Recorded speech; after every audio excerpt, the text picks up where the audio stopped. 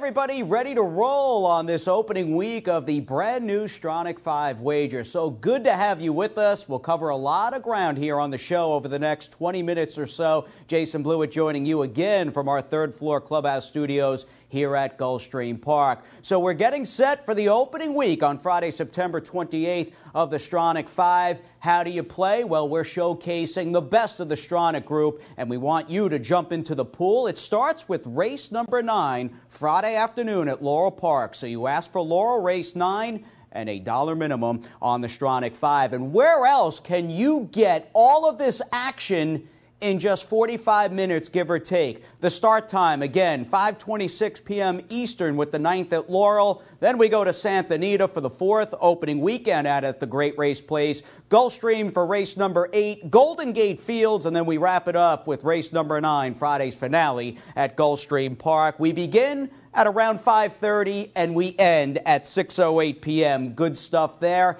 Even better than good, how do you like a 12% takeout? I think players are a lot more educated in this day and age, and takeout very important. And we want you to jump into this opening week of the Stronach 5 with an industry-low takeout of just 12%. We'll also sweeten up the deal with a $50,000 guaranteed minimum pool on this Friday, September 28th. So there are many reasons to play the Stronach 5, the low takeout, and a $50,000 guaranteed minimum.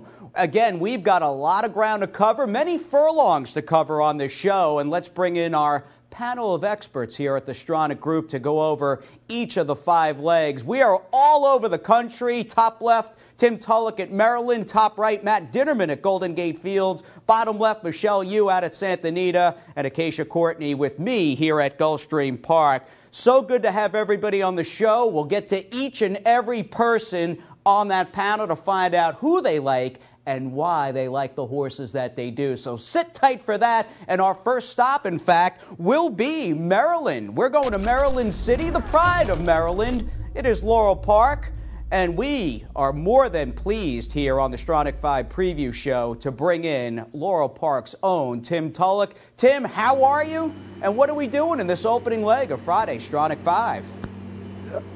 No, I'm great, and I'm really stoked to get the Stronach 5 started, and stoked to get it started right here at Laurel Park. So yeah, too deep here in the leg A, the race 9 here at Laurel Park, and I use the 5 Shelley Island and the 7 Bay of Rocks, but Shelley Island in her last start here at Laurel Park, I thought she was really game. She turned her home in front. She was down on the rail. She kept going and she didn't give up. She ran all the way through the wire, and even though she got beat, it was a game effort, and that's why I went with her on top over the 7 Bay of Rocks. Now, they both ran in the same race on the same day in different divisions, and Shelley Island actually came out of the faster half of that race. She gets Raylu Gutierrez, a bug boy here, a new bug boy here, who's looked very sharp in his recent races here at Laurel Park. And in fact, our colleague, Richard Migulori, really likes him and likes his style of riding. So he gets a little weight also. My second pick in here is Bay of Rocks. Now, Bay of Rocks and Shelley Island come out of the same race at Timonium, where they both got a bad break. But you can just give up those races, cross the line through those races at Timonium. Those are half-mile races. Those are scramble-ons. And if you don't get away, you don't get anything, and neither one did. But they're both dropping from the 25 to the 16 today, going 5/8 of a mile. So I like them both. But if you have a little extra money, you might want to go a little deeper here. There's 2 first-time starters who are working okay for their debut. Not made in special weight works, but this is made in 16, and I think they're perfectly spotted. So if you can go a little deeper here, I would recommend it. But my picks are the 5 Shelley Island and the 7 Bay of Rocks. Good luck in the first leg. Well, thanks very much, Tim. You're too deep to start things out. And I can tell you from having watched Raylu Gutierrez ride here throughout the summer, spring into the summer at Gulfstream Park, he has got every right to be the nation's leading apprentice rider, and he is indeed aboard Tim's top selection, the number 5 Shelley Island in leg number 1 of Friday Stronach 5. That is race number 9 at Laurel Park. Speaking of Laurel, Santa Anita, Golden Gate Fields, and Gulfstream Park, we want you here on track where wherever you live, come on out. The first 100 people to buy a program on Friday afternoon, September 28th, will be awarded a $1 quick pick ticket for the Stronach 5. You really can't go wrong there, so definitely join us on track. Now, it is time to pack our bags. We're going to head a few thousand miles, at least a few hundred miles out to the West Coast. In fact, Southern California is where we are at. Arcadia, California, to be precise. It is the opening weekend at Santa Anita Park, the great race place, and I am more than happy to bring in Santa Anita Park's own Michelle Yu to the program. Michelle, happy opening weekend out at Santa Anita Park, and a pretty nice turf race for 3-year-old fillies plays its part in this first ever Stronach 5. Definitely, Jason, going to be a great opening weekend as we return to the grass after the little bit of lull in grass racing when we're at Los Alamitos. They don't have a turf course, so everyone, of course, wants to get those sod horses out. Here's a look at the 11 horses, plus one also eligible that'll be lining up here for race number 4. My top pick is going to be the 3 Streak of Luck. It's a little Captain Obvious with Mike Smith getting aboard here for Matt Chu. She is coming off a win last time out at Del Mar where she just got the nose down. And what I liked about this is I feel like she likes to be a little closer. She ended up a little bit farther back. Mike Smith did not panic. She got swamped in the middle of the turn, and this filly just waited for Mike to say, okay, go ahead and go now. My one qualm with this race is she kind of hung a little bit as she started to make her run. So I think in this instance, in this field, she's going to be able to lay a lot closer because I feel like there might be a lone pace situation with a sprinter stretching out in here towards the outside. So if that's the case, she's going to get a much better trip in here. Even though she's been running into those Calbred races, I think they were really tough, and she's proven not only can she win back-to-back races because she's done it before, but she's also ran very well with Open Company previously. And so getting out of the Calbreds into that, I feel like that's a very good situation for her. If you're going to use some other horses, the one movie moment, her 3 out of her last 4 races since breaking her maiden have been against Graded Stakes Company, and the one allowance race she raced in, she got beat by a horse named Street with no name, who parlayed that win into a win against Boys in a stakes race up north. I also end up using Miraculously from the barn of Richard Baltas here. She's just been finding her spot since coming out from the Midwest, from Brendan Walsh's barn into a new barn as well, and Flavian Pratt's going to climb aboard yet again. I feel like you can't deny that angle. If you can go one deeper, maybe use Don't Blame Judy, who's first time versus winners for Eric Kroljak. I didn't use because first time versus winners is not my favorite angle, but if you got some money to throw around because we are doing $2 beers out here at Santa Anita, maybe you want to put that money towards that horse. All right, sounds good, Michelle. So possibly 3 deep, definitely 2 deep. And again, a happy opening weekend and best of luck to everybody out there in Southern California. Can't wait for the action at Santa Anita Park. And we are indeed in good company using Gary Stevens, Mike Smith, and maybe a little Flavian Pratt on the outside there in race number 4 out at Santa Anita Park. Up next, leg number 3, leg C if you will, is Gulfstream Park, a cast I am more than familiar with, and as we come home here to where I stand in Hallandale Beach, toasty Hallandale Beach, Florida, I am very happy to welcome Acacia Courtney to the Stronach 5 preview show. And Acacia, final dirt race on the Friday program goes as race number 8. This is an excellent allowance race on the dirt. It really is, and you're absolutely right, Jason. We're pretty familiar with all of these horses, but it's a really quality field in here, and I think there's several ways to go. So I use 3 horses in this leg of the Stronach 5. It's a nice field of 11. You have some horses that have faced Stakes Company, even Graded Stakes Company in the past with the likes of Empire Power on the outside. And I think the biggest question about this race as you start to dive in is how is the pace going to play out? It's a 6-furlong sprint on the main track, as you said, the final dirt race on the program with this weekend at the last leg of the Florida Sire Stakes. And I think that there are quite a few horses in here who do have some natural speed to them. So that was one of the reasons that I did go to the outside in the number 11 Empire Power as my top pick in here. Now, not only does he have some of the back class being exposed against Graded Stakes Company and the likes of the Grade 3 Swale against Strike Power, but he also has that tactical running style. And as we look back to his last race, this was on August 30th. He was coming coming off of a 6-month layoff. He was the number 7 that day, closing wide. A long shot just wired the field that day. There was absolutely no catching the Jaime Mejia trained horse on the lead that day. So I thought all in all, Empire Power running a very good race under Edgard Zayas, a very tactical rider. You can imagine he's going to look at the form before coming in and know that there is going to be a bit of a pace layout in here. So I think that Empire Power with the outside post can kind of let the race play out to his inside. But looking at a couple of others, I think there's some horses that you have to respect in here.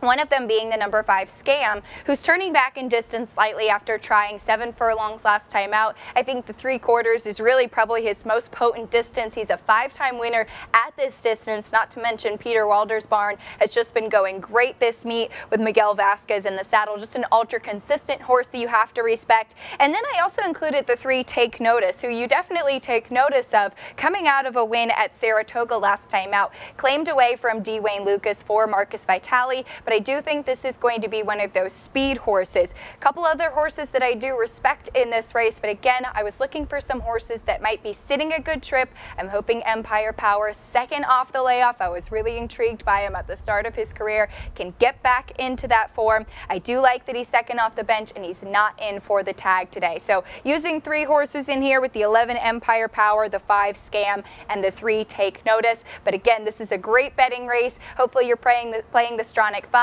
If you want to try some win or exacta bets, this is definitely a good race to do it too, Jason.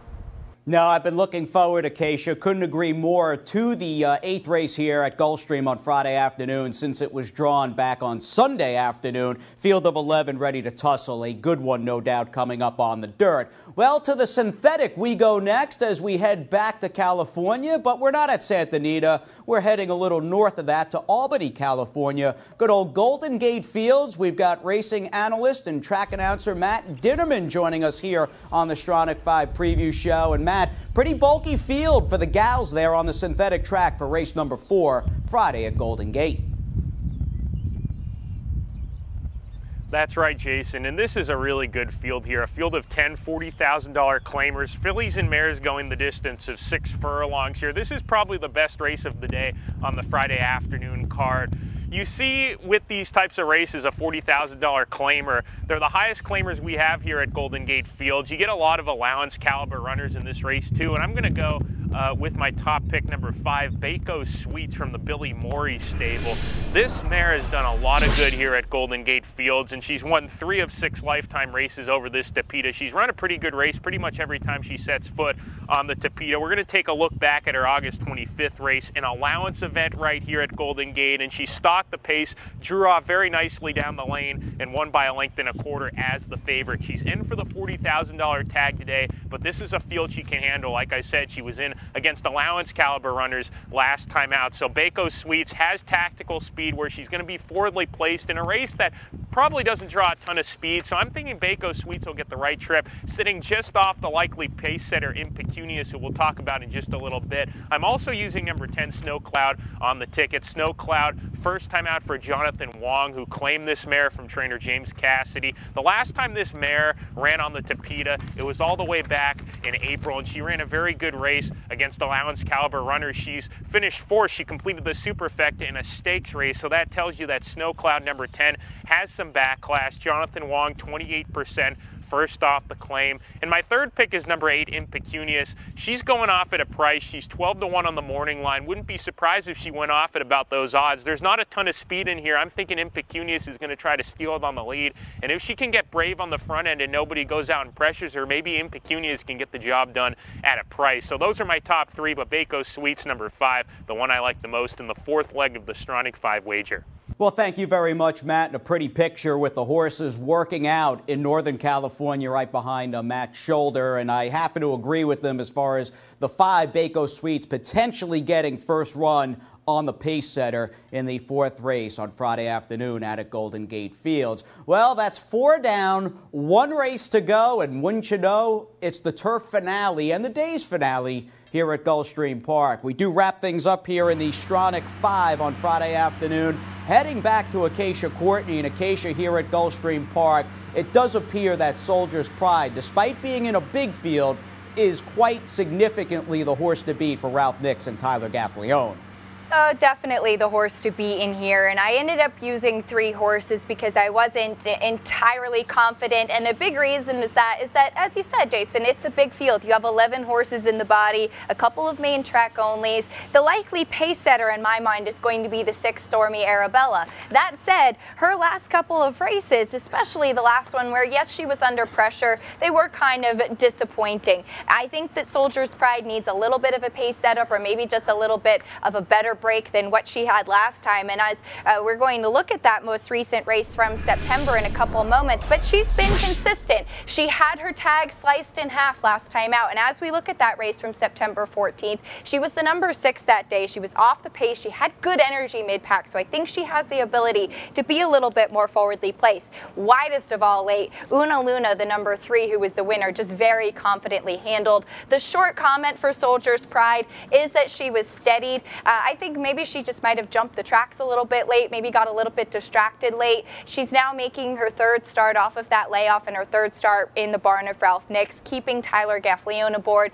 I think this is the right spot for her, and I like that she comes back pretty quickly after that September 14th race. That's a sign to me that she's still in good health and in good form. But again, I'm going to use a couple others just for some coverage, because we know the last race, especially on the turf at Gulfstream, this 10,000 non-winners of 2 lifetime, these races can be absolute wars on the turf. I'm using the 1 SS Illuminati because Kathleen O'Connell is always dangerous. This horse has been consistent. I think she's got to step up a little bit in here, the 7-year-old mare. But a horse that I'm really worried about is potentially upsetting the favorite is the number 8, Pagiti, for trainer Terry Pompey. Now, last time out, I thought it was an okay finish. Again, don't love that she was beaten as the favorite, but I think she can be forwardly placed. She gets Miguel Vasquez back aboard, which is going to be the key for me. I think he fits this horse perfectly. He does a great job of saving something for the stretch, so that's my hope, that she'll be a bit more forwardly placed. So using the 10, the 1, and the 8 to wrap things up, both at Gulfstream and in the Stronach 5. No, and it's certainly a case, Acacia, where just about all the top riders here at Gulfstream Park are hanging out to ride the finale. Just looking at the 3 jocks on Acacia's 3 that she's using in the Stronach 5, you've got Edgar Zayas, Miguel Vasquez, and then Tyler Gaffalione, who rides Soldier's Pride, who might, for some people, putting in not that much money, might be a single or a potential standalone to end the day. How about a quick little recap? Because do keep in mind, this Stronach 5 sequence has some 52 entries scattered throughout. I mean, these are good-sized fields. These are the 1, 2, 3 selections, and I'm very excited as we bring in our all-star ticket. We have worked tirelessly looking at these races, trying to figure out who we're going to use. We don't have any singles, but we have taken between Michelle, Tim, Matt, Acacia, their best of the best, and we have got a $1 wager total of 72 even for this inaugural week of the Stronach 5. So excited about the Friday racing. So that's our $72 all-star ticket. I'm in for 10%. Don't forget that. Now, as far as, again, just tying up things, we don't want you to forget an industry-low takeout of just 12%. I think that is a beautiful thing as we start things out on Friday, September 28th. Also want to remind people, leg number 1 is at Laurel Park. To bet the Stronach 5, you ask for Laurel Park, race number 9, the Stronach 5, and off and running you will be. We've also got, well, some free quick picks available. $100 worth of free quick picks. Simple. Come out on track. You've got opening day at Santa Anita, Golden Gate Fields, Laurel, and Gulfstream Park. The first 100 people to buy a program on track will be given a $1 quick pick. How can you go wrong with that? Just a lot of fun. Action, action, action. So happy to have joined you here on this first ever Stronach 5 preview show. And from all of us here at the Stronach Group and especially Gulfstream Park, best of luck in the Stronach 5, and we'll see you next week.